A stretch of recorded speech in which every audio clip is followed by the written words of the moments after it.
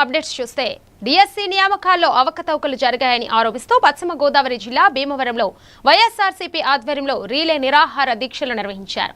Teacher పోస్టుల భర్తీలో అక్రమాలు జరిగాయని, అర్హులైన అభ్యర్థులకు అన్యాయం జరిగిందని నాయకులు ఆరోపించారు. ఈ వ్యవహారంపై సిబిఐ విచారణ జరిపించి బాధ్యులపై చర్యలు తీసుకోవాలని డిమాండ్ చేశారు. దీక్షకులకు సిపిఐ పార్టీ మండల మద్దతు తెలిపింది. తీవ్రమైనటువంటి అవసరాలకు విరుద్ధంగా ఇవాళ టీచర్ పోస్టులు భర్తీ చేయడం జరిగింది. అసలు డిఎస్సికి సంబంధించినటువంటి ఎగ్జామ్ కండక్ట్ చేయడంలోనే తీవ్రమైనటువంటి అవినీతికి ఇవాళ డిఎస్సి పేపర్ లీకేజ్కి పాల్పడినటువంటి ఘటనలు వెలుగులోకి వచ్చాయి. ఇవాళ ఏదైతే డిఎస్సికి సంబంధించినటువంటి అర్హుల్ని మరి నిబంధనల్లో లేకోకుండా బ్లాక్లో పెట్టి ఆ పోస్టులు అమ్ముకోవడం అనేది నిజంగా జరిగింది.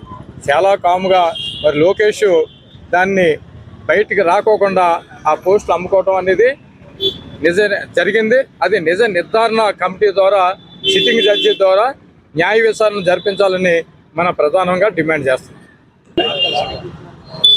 ఇబ్బందులు గుర్తిస్తూ వాళ్ళ నిరుద్యోగ యువత పట్ల అన్యాయం చేస్తుంది ప్రభుత్వం.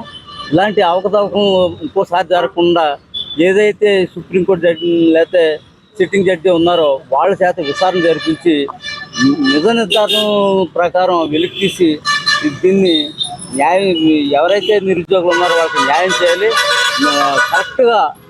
మరి ఏదైతే విద్యార్థులందరూ కూడా రోడ్డెక్కించే పరిస్థితి వచ్చింది. మరి ఇవాళ విద్యార్థులందరూ కూడా రిలే నిరాహార చేస్తున్నటువంటి వారందరికీ కూడా మేము మా పార్టీ తరఫున వారికి సంపూర్ణమైన మద్దతు తెలియజేస్తున్నాం. ఏం చేద్దంటే ఒక సిట్టింగ్ జడ్జితో కానీ